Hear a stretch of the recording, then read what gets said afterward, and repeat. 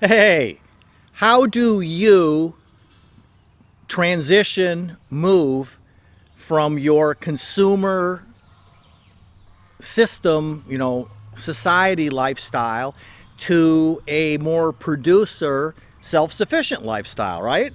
That's what that's what we all want to know, right? How to do that. And for example, why is this net on our peach tree, right? Welcome to Goose Pond Hideout. I'm Rob, and this is all about freedom, right? So, the you know, I get a lot of questions about, I live in the city, I live in the suburbs, I don't know anything about being self-sufficient, what do I do kind of thing.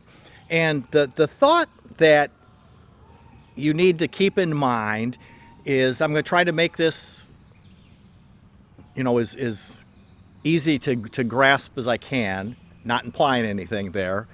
But I don't want to, I try to keep life simple. That's one of my big things is keep life simple, right? Don't complicate things. It's pretty hot out today. Humidity is like 97%. Been raining like crazy here. And so, the world is made up of producers and consumers. And just a few generations ago, 2, 3, 4 generations ago, depending on how old that you are, is we were really producers. We produced what we needed to survive. We sewed our own clothes, we grew our own food, we hunted, we fished, all of that. We may have had a job to help supplement that, but our ancestors were producers. And after World War II, our economy, our society really shifted to consumers. Everybody specializing. You do just one little, George Jetson pushing the button.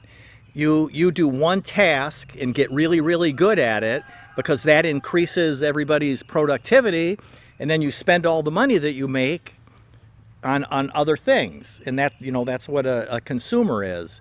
You buy your food, you buy your clothes, obviously you buy your car, you buy your gas for your car, and those kinds of things.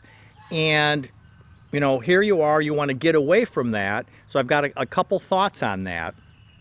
Because everything is a learning lesson. Nobody's perfect at everything, and we're always constantly learning. And that's why I'm standing here with the netting on the peach tree. I just put that on yesterday, bought it from Amazon. Got 2 of them, and the reason is last year we lost a lot of our peaches, and it may not be for the reason that you're thinking. And because what happens is the peaches get ripe, the branches hang down because the peaches get really heavy.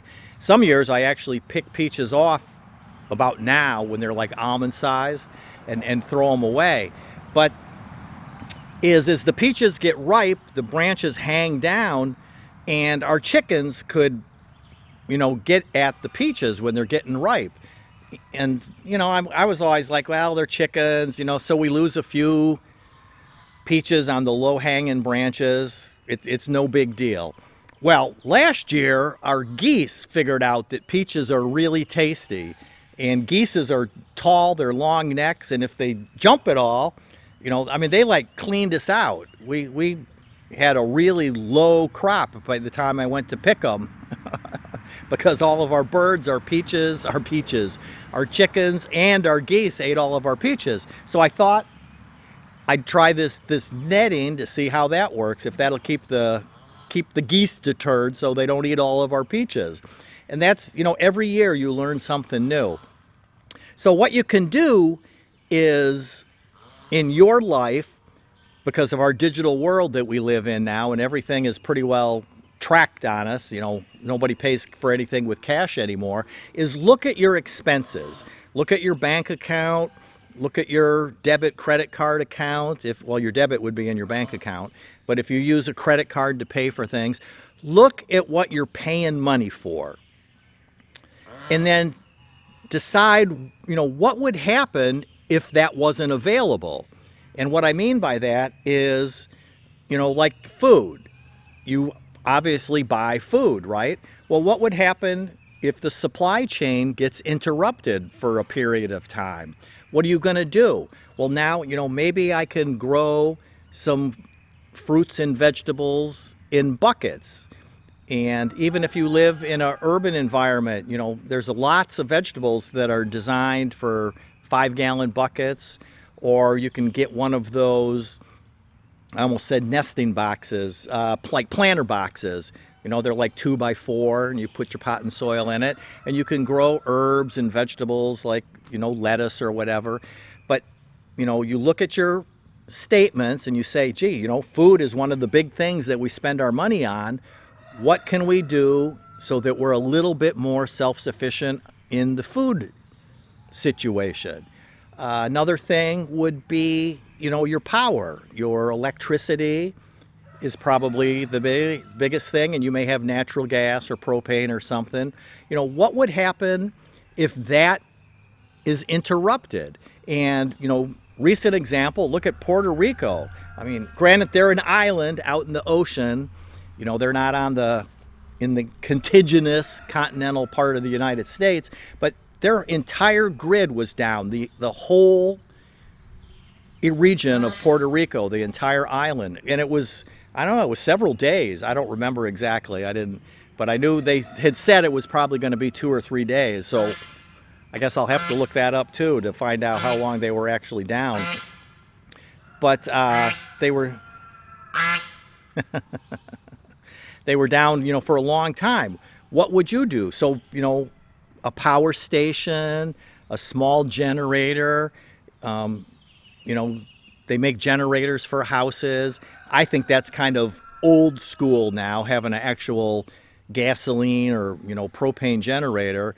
Today, with the lithium batteries and that, you're far better off to go with a battery unit that you can actually just have in your house, and to run things like your refrigerator or your lights, you're charging up your phones and things like that. But look at that. So that's 2 examples, food and power. But look at what you spend your money on, and then decide what you can do incrementally so that you can be a little bit more self-sufficient. And it's going to be a learning curve.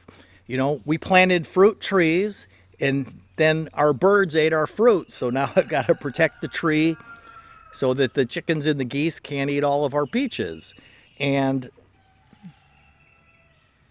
hey, Tank. And one of our cats. So, be thinking about those kinds of things. And because you want to be, and I'm not saying we want to go back in time.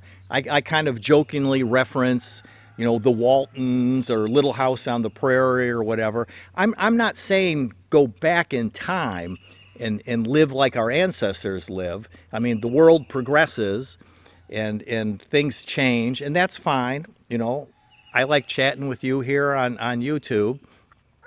But you want to be able to at least have some of those skills. I'm not saying you got to go out and trap and hunt rabbits and eat them for dinner, but that wouldn't necessarily be a bad thing to know how to do. Have a fishing pole in your garage or your closet, so you can go down and catch a fish for dinner if so need be. At least have those skills, transfer those skills on to your kids and that type of thing. So that's just, be thinking about that. Be thinking about life skills. Think about being more of a producer. Realize that it's going to be a learning curve, because it's all about your freedom, right? I want you to have the freedom to live your life independently in the lifestyle that you want to live, but with the knowledge and the stress-free comfort that if things go bad, you are going to be able to take care of yourself, right? Freedom for you.